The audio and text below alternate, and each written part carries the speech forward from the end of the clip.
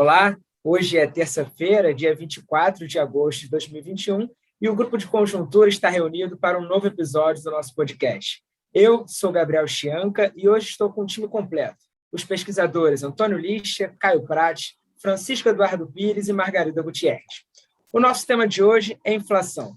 Recentemente, em reunião com alguns membros do setor varejista, o ministro da Economia, Paulo Guedes, disse: olha, a inflação americana vai ser 7% nesse ano.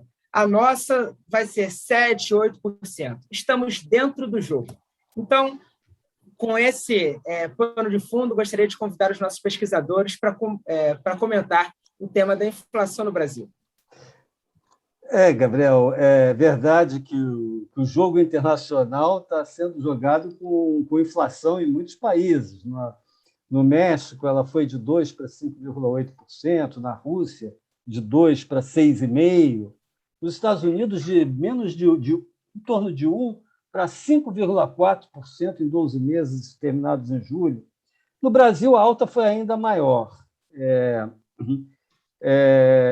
Ela estava em 2% até junho do ano passado, em 12 meses, e agora bateu o IPCA em 9% acumulado em 12 meses, no mês de julho desse ano.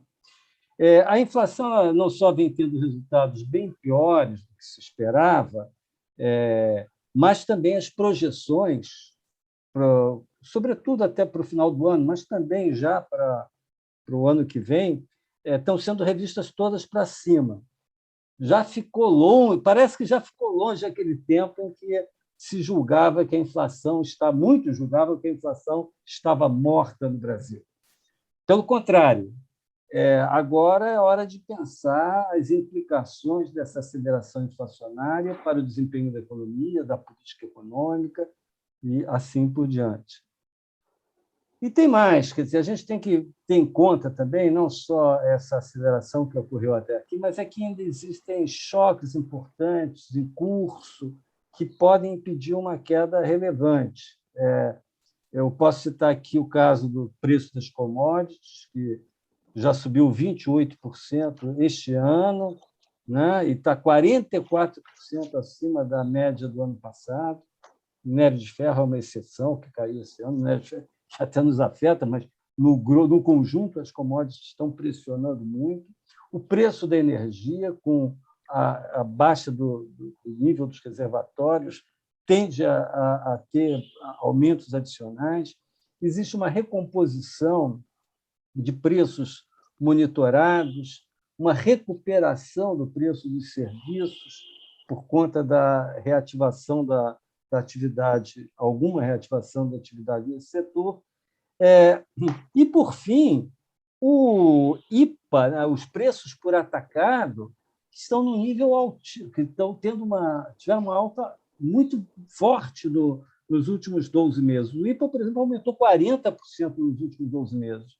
É difícil pensar que isso aí, uma parte, pelo menos, disso não será repassado.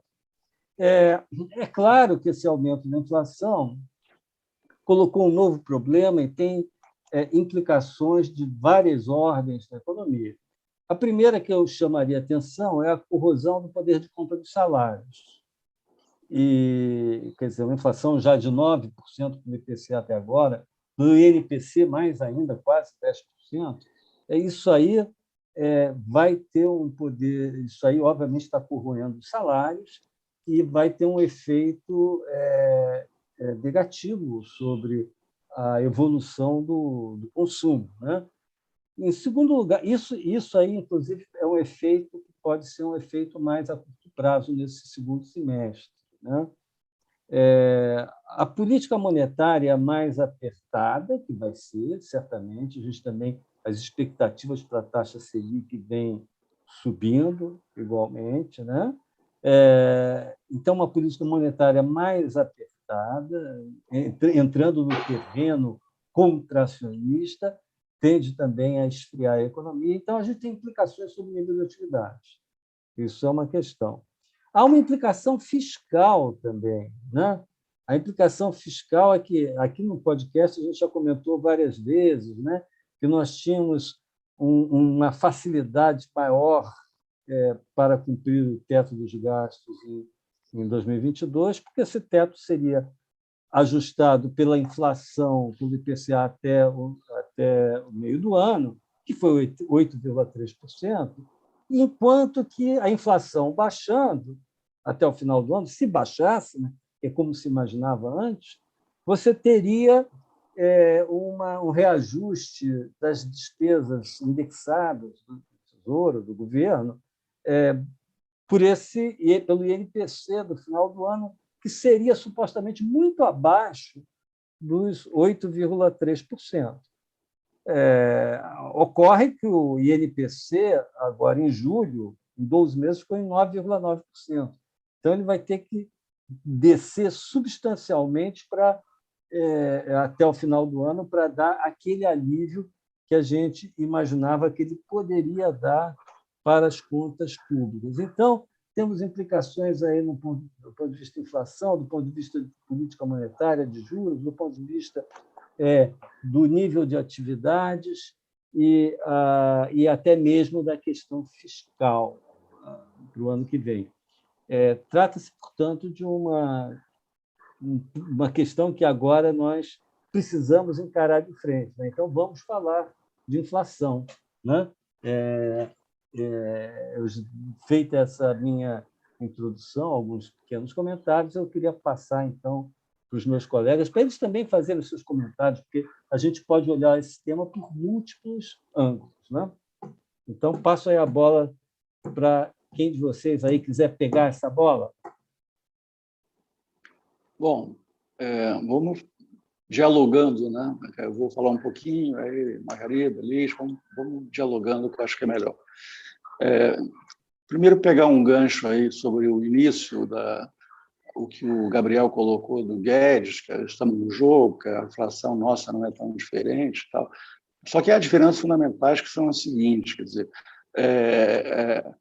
aqui, por conta do receio mais do que concreto de que essa alta muito forte da inflação contamine as expectativas inflacionárias e reforce a inércia da inflação por esse caminho das expectativas, o Banco Central mudou totalmente o discurso e passou daquele discurso que ele vinha tendo até pouco tempo atrás, de uma normalização parcial dos juros, ou seja, manter uma alta dos juros, o juro subindo mais ainda no que ele chama de terreno estimulativo, né, abaixo da chamada taxa neutra, que seria uma taxa que ainda mantém um estímulo para a economia crescer acima do potencial. Ele mudou radicalmente o discurso na última reunião, quando anunciou a decisão sobre juros em 4 de agosto.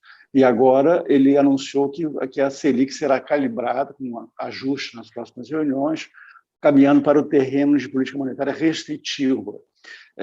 Então, a primeira implicação é a seguinte, quer dizer, o Banco Central está muito preocupado com expectativas inflacionárias, B, o aumento eventual da inércia, que tornaria infactível a inflação que, como o Francisco Duarte colocou, está em 9% em 12 meses do IPCA, para cair para 3,5% ano que vem. Isso só é viável num contexto de expectativas bem favoráveis e baixa inércia, porque senão você não despenca uma inflação de 9% em julho, e dos 12 meses de julho, para 3,5% em dezembro do ano que vem. Então, essa é uma preocupação central. E é uma preocupação do Banco Central, que é aí de todos os investidores, com a questão fiscal. O Banco Central deixou claro que no balanço de risco que ele está fazendo para a sua projeção da inflação, é um balanço assimétrico. Ele acha que há muito mais probabilidade da inflação ser maior do que ele está esperando até agora, do que menor, por conta do risco fiscal, que é o que está... E o risco fiscal está contaminando totalmente a curva de juros mais longas da economia brasileira. Depois eu comento isso. Então, o efeito devastador... Então, não é só uma alta dos juros que você compare a seco com a inflação americana ou de outros países desenvolvidos. É um processo onde de piora de expectativas, de risco de inércia, de um risco fiscal muito grande. Que está sendo precificado. Então, nos Estados Unidos, por exemplo, não tem nada parecido. Os juros futuros continuam hiper bem comportados. A taxa de 10 anos está em 1,2. enquanto que no Brasil está em 10,5%. Então, fazer uma comparação com o Paulo Guedes fez é completamente descabida, não tem nenhuma relação entre os dois fatos, na verdade. Então, esse é um ponto que eu queria chamar a atenção. Eu queria só fazer um comentário sobre essa questão já passo adiante, para vocês falarem, sobre a questão da curva de juros, por exemplo, que é muito preocupante o comportamento na esteira dessa mudança do discurso do Banco Central, de dizer que vai passar por uma política monetária restritiva, leia-se, restritiva, juros acima da taxa neutra. Isso é sinônimo de que do Banco Central, via política monetária, tentar induzir um crescimento mais lento do que o crescimento potencial, ao contrário do que vinha sendo o objetivo da política monetária até agora, que era a política estimulativa, que era uma tentativa de, via política monetária, de fazer o crescimento da economia ser acima do potencial, dado que existe um hiato de produto, uma folga para isso. Agora, mesmo reconhecendo que essa folga permanece, chamado hiato de produto negativo, o Banco Central optou, dada a gravidade do quadro inflacionário e do risco fiscal, por fazer uma política monetária restritiva, leia-se, induzir um crescimento abaixo do potencial via política monetária, o que vai ter impacto, óbvio, no crescimento do ano que vem. Então, tudo isso mostra o quanto a questão da gravidade da questão fiscal aqui é completamente diferente dos Estados Unidos e tudo mais. Só para fazer um brevíssimo comentário sobre os juros, para passar a bola adiante, como eu falei, a curva de juros mostra o seguinte, que os juros de um ano, que na verdade são uma precificação da taxa Selic média de hoje a 12 meses, nos próximos 12 meses, já estão em 8,1. 8,1 quer dizer, se você deflaciona pela inflação esperada pelo mercado, tal como Focus Capital, para os próximos 12 meses, dá um juro real de 3,6. Em geral, o Banco Central, como a maioria dos analistas, está trabalhando com a ideia de que o juro neutro no Brasil é 3%. Então, acima de 3% real seria uma política monetária restritiva. O mercado já isso que o Banco Central anunciou que fará nos próximos meses, o mercado já antecipou. Quer dizer, na verdade, a Selic precificada para os próximos 12 meses média já é restritiva para a atividade econômica. Restritiva no sentido de induzir um crescimento menor do que o potencial, que no Brasil, aliás, de passagem, é baixíssimo, o crescimento potencial. Então, é um esforço de conter a inflação via desaceleração. Agora, para encerrar mesmo, eu queria chamar a atenção para o seguinte, quando a gente olha a curva de juros, não é só que os juros mais curtos, tipo um ano, que em geral se considera o juro real de um ano, se considera como o principal indicador antecedente de atividade econômica, mais importante, inclusive, que o comportamento da Selic, estrito sensu. Mas o que houve no Brasil no período recente não é só uma alta dos juros de um ano por conta dessa pressão inflacionária que surpreendeu para cima, etc. Toda a curva de juros se ajustou para cima, juros de todos os prazos subiram. Então, isso significa o seguinte, se a expectativa fosse de que será um aperto monetário transitório para induzir uma desaceleração da economia que contém a inflação e depois tudo volta ao normal e aí volta a ser uma política mais neutra ou expansionista de novo, política monetária, os juros um pouco mais longos estariam em queda, estariam invertendo a curva de juros, os juros mais curtos mais altos e os à frente menores. Nada disso está acontecendo. Para vocês terem ideia, eu fiz um cálculo, olhando a curva de juros, o que está precificado especificamente para o segundo ano a contar de agora. Então, o período que vai do final de agosto do ano que vem ao final de agosto de 2023, já pegando boa parte do primeiro ano do outro governo, do próximo governo. Esse juro está precificado num nível bem acima disso, já perto de 10%, a Selic média nesse segundo ano. Se você entra no terceiro, o que está embutido na curva de juros, fazendo o cálculo, o que está implícito? No terceiro ano, quer dizer, vai de final de agosto de 23 a final de agosto de 24, já é 10,7% de Selic média. Então, o que está sendo precificado não é um aperto transitório, está sendo precificado um enorme prêmio de risco à frente, por uma baixíssima visibilidade da economia, que tem a ver com uma crise fiscal, com a ideia de que o Bolsonaro e o Centrão tentarão afrouxar a política fiscal por razões eleitoreiras, e arrumar artifícios para gastar fora do teto e tal, e que a alternativa, que é bem provável hoje em dia, que é o Lula ser o próximo presidente, a luz de hoje parece isso, mais provável. O discurso do Lula e do PT é exatamente o discurso contra o teto, a favor de puxar o crescimento pelo aumento do gasto público, do investimento, ampliar os gastos sociais, não da forma que deveriam ser ampliados, que é cortando outros gastos, mas ampliando o gasto total. Então, o que os investidores veem é um quadro tenebroso, e é isso que está sendo precificado na curva de juros. Então, esse é o ponto que eu queria chamar a atenção do que a gente está vivendo. Eu queria chamar um pequeno comentário, um mínimo comentário, Margarida, só sobre um pouco, já vou te passar a bola. Não, é porque você falou, eu acho que você colocou com toda razão e com muita precisão o fato de que as condições que envolvem essa alta da inflação no Brasil são totalmente diferentes do que das americanas, por exemplo. Condições que eu estou dizendo, condições fiscais, de juros, etc., são totalmente diferentes das americanas, de outros países, e, nesse sentido, as consequências são também diferentes. Mas existe um fato que a gente também tem que levar em conta, é que a inflação, o mundo hoje está mais inflacionário. A gente olha, com raríssimas exceções, que é o Japão, tal, o mundo está mais inflacionário, né? Desde preços de commodities até taxas de inflação em todas as partes. Né? Esse ponto específico eu acho que está ocorrendo. Margarida, desculpa te cortar aí. Então, eu queria acrescentar, que, reforçando o ponto do Caio, então, também o teu ponto, que a nossa inflação é totalmente diferente, a perspectiva em relação a ela é totalmente diferente, que pelas próprias declarações do Banco Central, e que isso está na literatura. É quase impossível para o Banco Central controlar um processo inflacionário quando você tem um brutal desequilíbrio fiscal com perspectiva de piorar. Então, fica o Banco Central no banco do carona, que é uma expressão que a gente usa no mercado para dizer, olha, a política monetária ela sozinha não dá conta disso. Então, a gente tem um processo inflacionário pelos números que estão aparecendo nos mercados de juros futuros, né?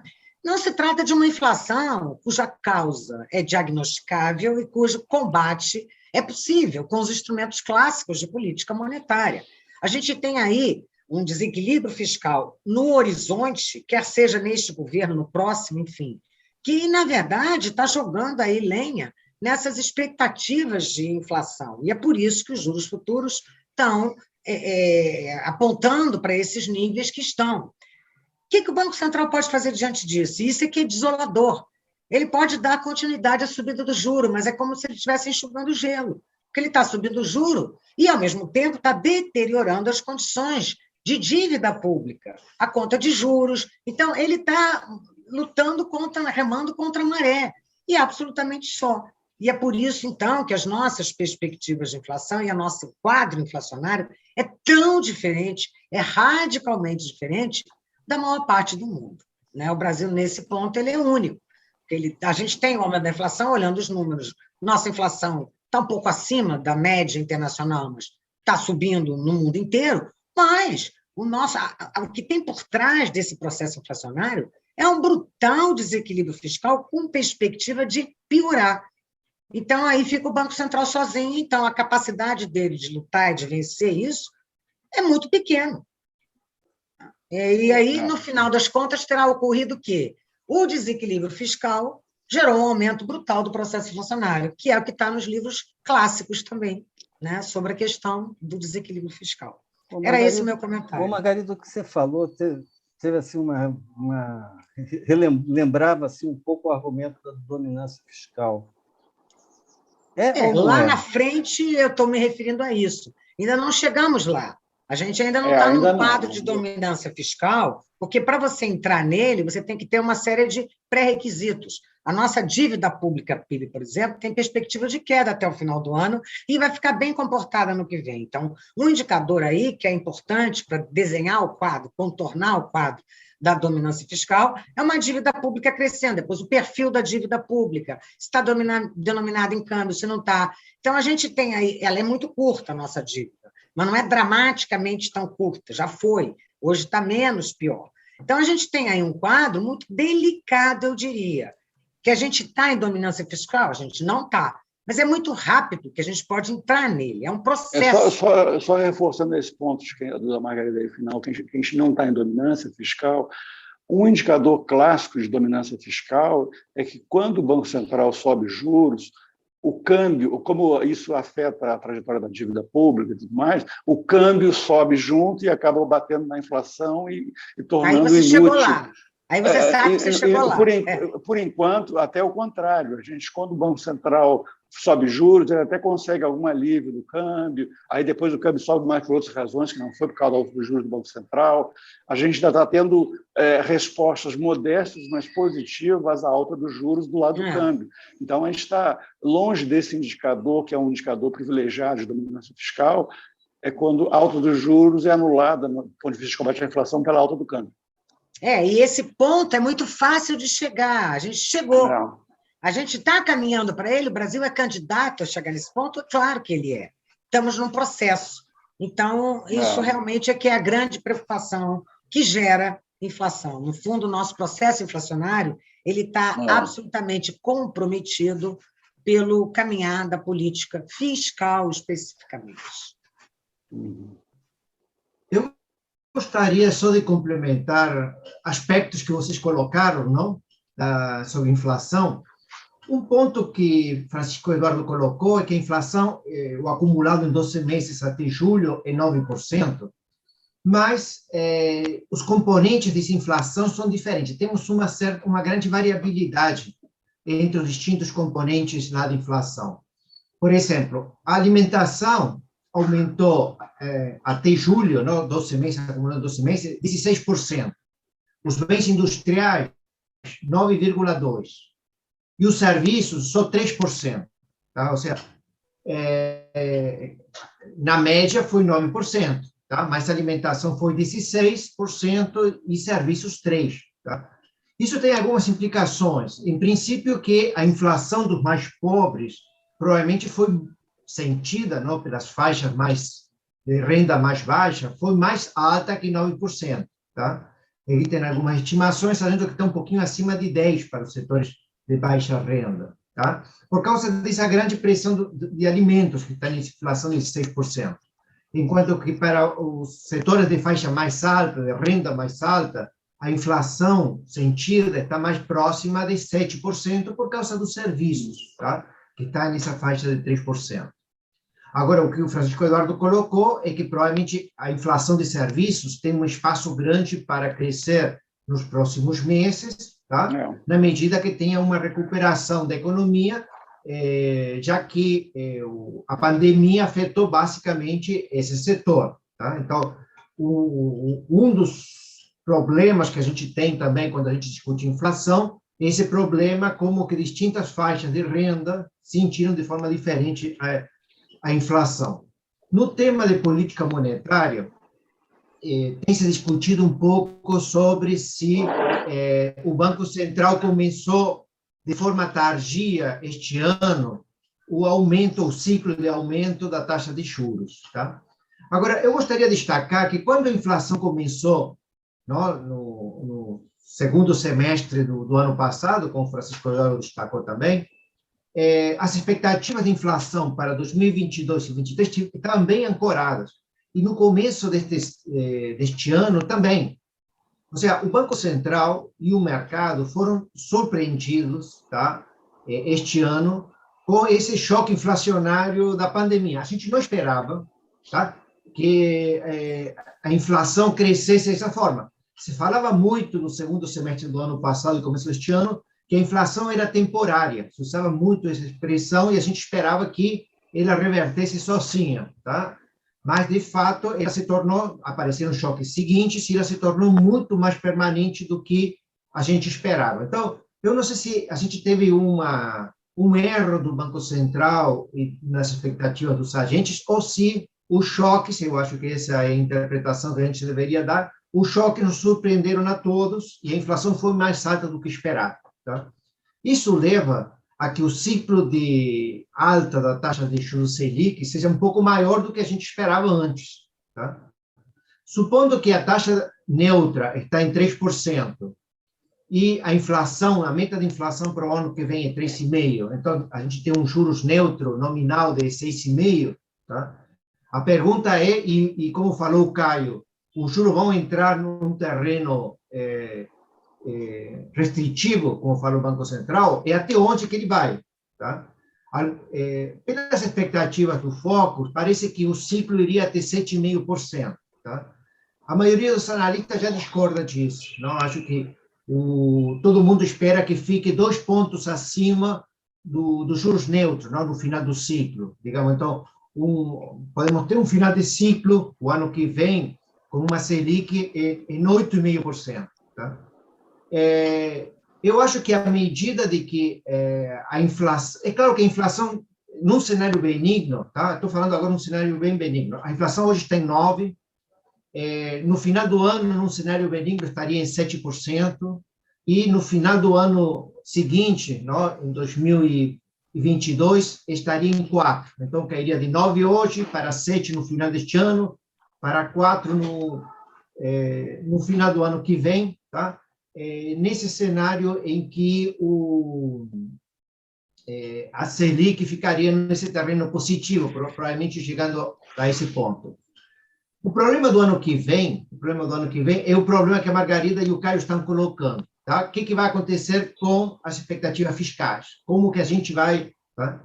Porque se a gente vai pela curva de rendimentos, pela curva de juros, como o Caio está colocando hoje, tudo parece indicar que esse cenário benigno que estou colocando para a inflação não vai acontecer.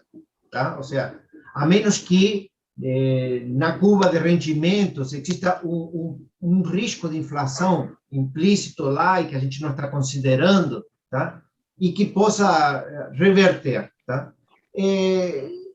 Eu sou relativamente otimista, pelo menos para a inflação no começo do ano que vem. Tá? Eu acho que a inflação vai cair deste pico agora, que estamos chegando a 9%, pode subir mais um pouco, mas podemos chegar no final deste ano a 7%, ou um pouquinho acima de 7%. Tá?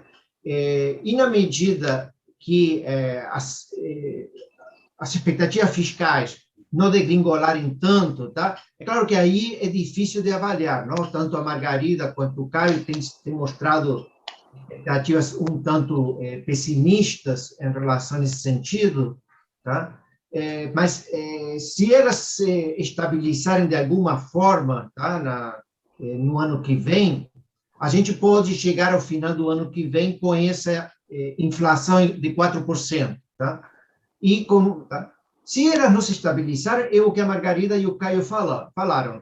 O Banco Central estará enxugando o gelo, tá? Aumentando a Selic, digamos, nesse terreno restritivo, tá? Provocando uma desaceleração do nível de atividade o ano que vem, mas sem conseguir alcançar essa inflação que a gente espera. Tá? Então, a questão-chave, para encerrar minha parte, é a questão fiscal, como vocês têm destacado também. Ok, Lixa. Vamos ficar por aqui. E da próxima semana, excepcionalmente, por causa da divulgação do PIB trimestral na quarta-feira, nós faremos a gravação do nosso podcast na quarta e não na terça. Até lá!